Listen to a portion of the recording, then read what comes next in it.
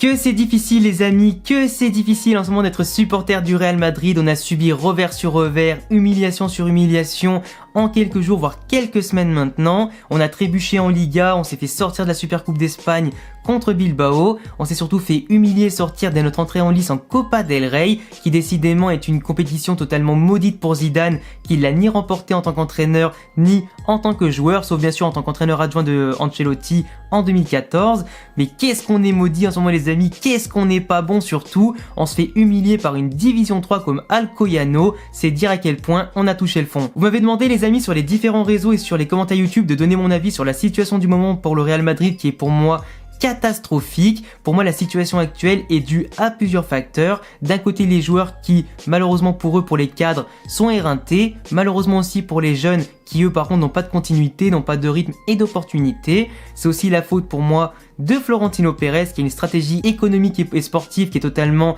à la ramasse et qui met vraiment en péril le projet du club à court, moyen et long terme. Et de l'autre côté, la faute de Zidane qui pour moi par son management gâche totalement l'équipe et lui aussi peut mettre en péril l'équipe à court, moyen et long terme. Déjà commençons par parler de Florentino Pérez, on va faire ça de manière très structurée avec quelques petites parties comme ça. Donc parlons de Florentino Pérez pour commencer. C'est un président qui est certes exceptionnel, qui a réussi à relancer le Real Madrid par rapport à un côté économique, par rapport au côté sportif et tout ça. C'est un mec qui a amené différentes équipes, qui a amené de grands joueurs, des joueurs aussi d'avenir, qui a stabilisé du coup l'équipe avec quelques bons entraîneurs, qui a du coup permis aussi, via ses investissements, d'amener une belle équipe et de beaux succès. Mais c'est un président surtout aujourd'hui les amis, qui met en péril le projet du club dans le temps et ce qu'il a amené à devenir, parce qu'il n'y a pas de directeur sportif, parce que les politiques de transfert aussi sont totalement bridées, sont totalement nulles à chier en ce moment, et on va le dire ça comme ça, c'est totalement nul à chier comme politique. Parce qu'on a une équipe titulaire aujourd'hui qui n'est même pas en danger par rapport à des remplaçants qui aujourd'hui sont signés pour 30, 40, 50 millions d'euros pour certains, mais qui savent très bien d'avance qu'ils ne pourront pas être titulaires immédiatement au Real Madrid,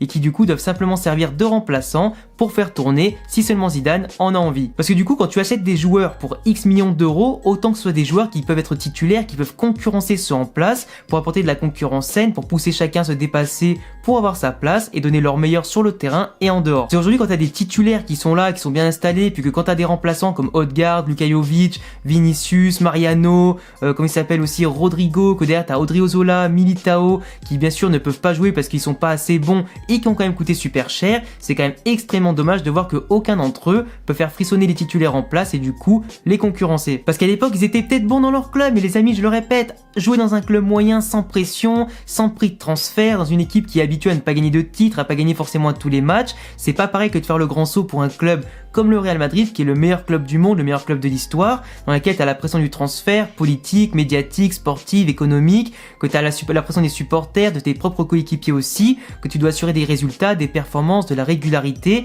C'est totalement différent et la plupart des joueurs comme ça, moyens de base, n'arrivent pas à faire le grand saut au Real Madrid et ne prennent pas autant de risques sur le terrain, ballon au pied, ne vont pas aussi au bout de leurs idées comme ils le faisaient avant. Je pense peut-être notamment au cas d'Hazard qui à l'époque à Chelsea n'avait pas peur de perdre le ballon par rapport à aujourd'hui, ou même s'il a les blessures et tout ça et le manque de rythme, on voit clairement qu'il ne prend pas autant de risques avec le ballon qu'avant. Du coup la politique de transfert de Pérez qui doit aujourd'hui signer pour moi un directeur sportif comme Monchi à Séville par exemple, qui multiplie les masterclass et les excellents coups pour augmenter et surtout valider le projet sportif de Séville qui est pour moi hyper impressionnant pour un club comme ça, qui en termes de quantité et de qualité a les joueurs qu'il faut des fois à moindre coût pour renforcer ses idées et son projet. Nous, il nous faut vraiment un mec en dehors de Pérez qui arrivera à construire un projet sportif et économique qui soit viable sur le court, moyen et long terme avec des joueurs qui des fois vont arriver de manière ultra qualitative, renforcer l'équipe pour apporter de la concurrence autant pour les remplaçants que les titulaires et assurer du coup un rythme qui soit sain pour jouer sur tous les tableaux dignes du Real Madrid. Donc Pérez et sa politique aussi avec des joueurs qui sont trop moyens du coup pénalisent l'équipe.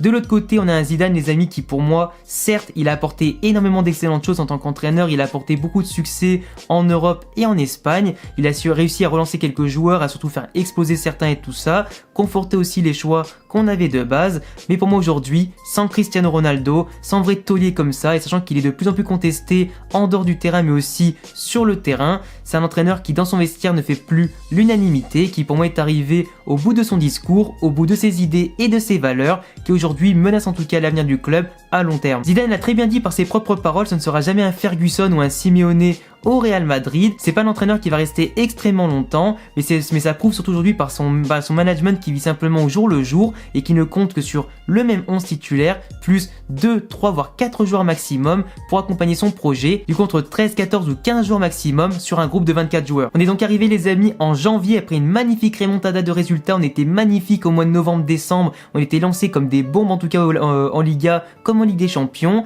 On arrive aujourd'hui en janvier avec des joueurs totalement fatigués qui ne peuvent plus enchaîner 90 minutes avec des remplaçants d'un côté qui sont en manque de rythme, qui n'ont pas en tout cas le niveau pour concurrencer les titulaires. Nos titulaires surtout tirent la langue aujourd'hui, sont de plus en plus mauvais, perdent de plus en plus de ballons, se placent de moins en moins bien, sont de moins en moins rapides et efficaces et lucides. On le voit avec Benzema qui marque de moins en moins, on voit avec le milieu de terrain aujourd'hui qui s'essouffle totalement, les défenseurs aussi qui sont de moins en moins concernés ou souvent blessés ou absents pour Covid-19, les blessures qui se multiplient notamment Carvajal, Valverde au milieu de terrain avec Rodrigo bon là qui est blessé à long terme mais ça c'est pas trop important, mais on a quand même du coup des joueurs qui aujourd'hui sont en manque de rythme, n'ont plus confiance en eux pour certains, passent plus de temps en tribune qu'autre chose et du coup forcément quand tu veux faire tourner, du coup les remplaçants en manque de rythme, du coup ne peuvent pas assurer le même niveau ou presque que les titulaires, ce qui provoque du coup un choix forcé pour Zidane de laisser les titulaires sur le terrain pour essayer d'avoir un minimum de niveau et de régularité. Des mecs comme Marcelo, comme Isco qui dès qu'ils jouent nous font perdre ou du moins n'arrivent pas à faire la différence, des mecs aussi par rapport à Zidane aussi,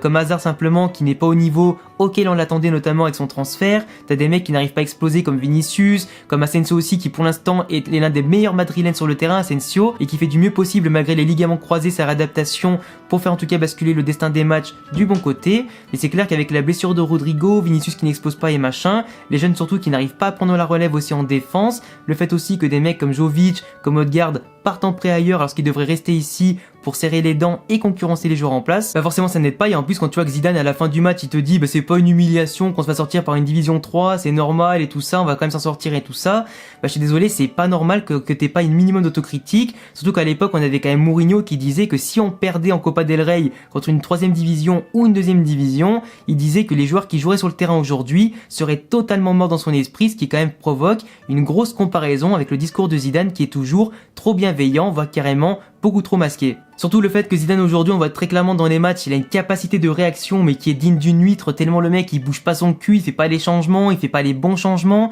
il y a pas de football, il y a pas de tactique, il y a rien qui est instauré. Même contre une équipe de 3ème division qui avait un bloc assez bas, on n'a pas réussi à développer une tactique et du football pour déjouer leur jeu, pour simplement les prendre à contre-pied et marquer plus de buts qu'un seul. C'est quand même assez problématique. Contre l'Atalanta en Ligue des Champions, que si on joue comme ça, même si l'Atalanta de base sur le papier c'est 3 niveaux en dessous de nous techniquement par rapport aux individualités et le collectif, ils vont nous défoncer dans tous les sens en fait. Donc si on continue comme ça en Liga, on risque de dégringoler petit à petit, le Barça va peut-être nous repasser devant, l'Atlético va nous tracer en tout cas, t'as aussi la Sociedad et Villarreal qui peuvent potentiellement nous rattraper. Donc si on continue comme ça, voire même le FC Séville, donc si on continue comme ça avec un Zidane qui ne fait pas d'autocritique, qui ne réagit pas sur le terrain, qui ne fait pas tourner, qui ne fait pas confiance aux jeunes, etc. Je vous le dis les amis, si on conserve Zizou à la fin de la saison, ou du moins que si Zidane conserve sa méthode, on part droit dans le mur pour cette année, la prochaine, celle d'après et encore après. Et pour moi, je pense que la solution c'est simplement, je suis désolé pour lui, merci pour tout ce qu'il a fait, mais pour moi de licencier Zidane, prendre un mec comme Raoul qui est aussi fier de l'institution madrilène, qui est un pur produit du Real Madrid,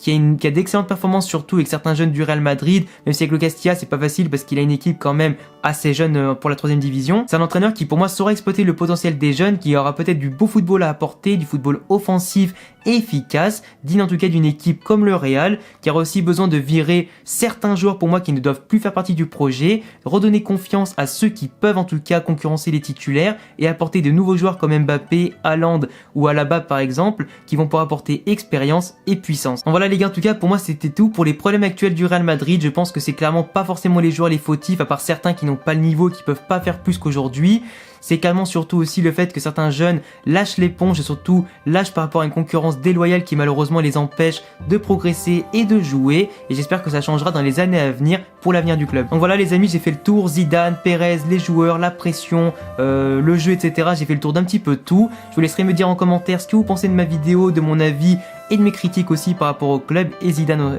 en particulier. Je vous laisserai en tout cas me donner tous vos avis et je vous laisserai surtout vous abonner et cocher la cloche si vous aimez le Real Madrid et mes vidéos. En attendant les amis, prenez soin de vous et à bientôt pour une prochaine vidéo. Ciao.